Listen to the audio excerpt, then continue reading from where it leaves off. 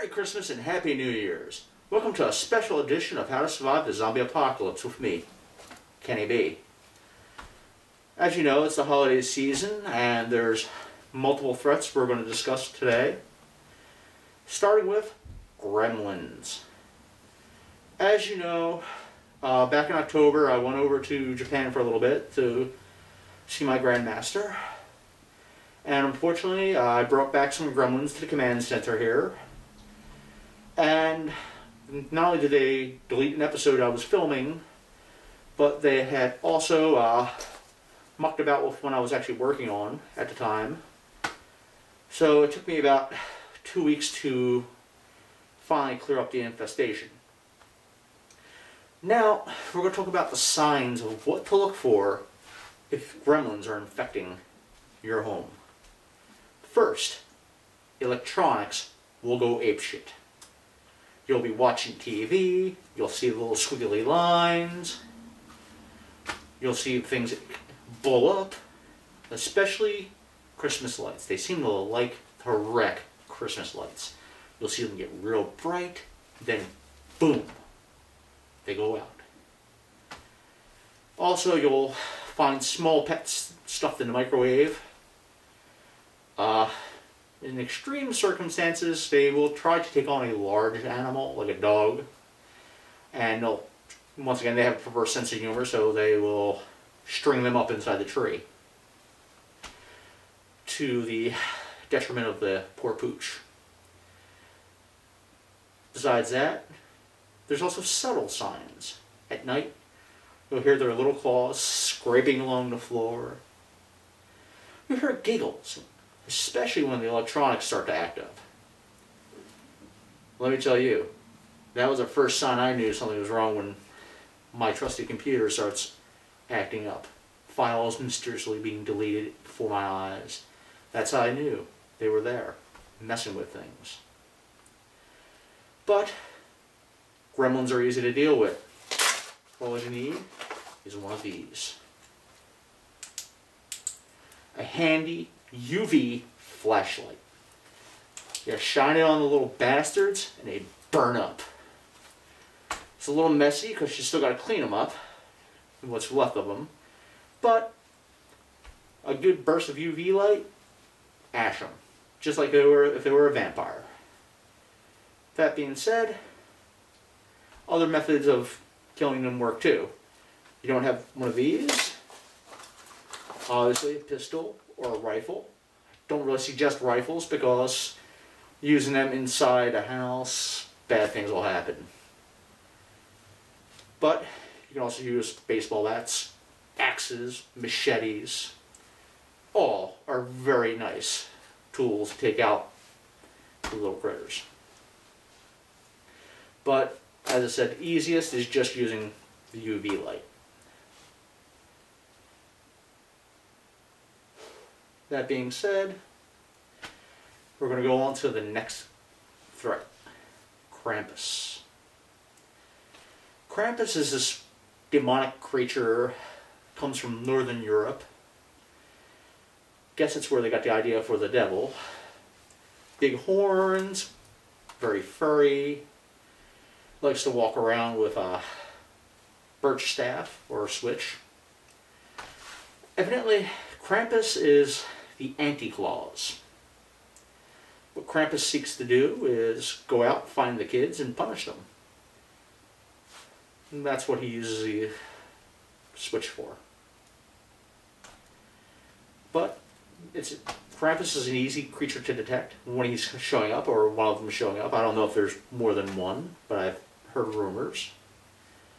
You'll hear bells and chains. That's the surefire sign that Krampus is coming. Unfortunately, with Krampus, the UV light's not going to affect him. That's why you need one of these. I prefer the 40 cal Hydroshock in a 300 grain. That's the easiest way to deal with Krampus. But of course, depending on where you live, you might not have firearms handy. Katana works good. especially if it's wrapped in foam cord, as I explained many times before. Fire axe, crowbar, all these will work well to take out a Krampus. From what I've also read doing my research on this creature, they don't have any magical powers, so you don't have to worry about throwing fireballs or insane regeneration. But I know another surefire way I've heard from some contacts up in Germany. They're very susceptible to fire. Probably due to all the further work they have. Good Molotov cocktail.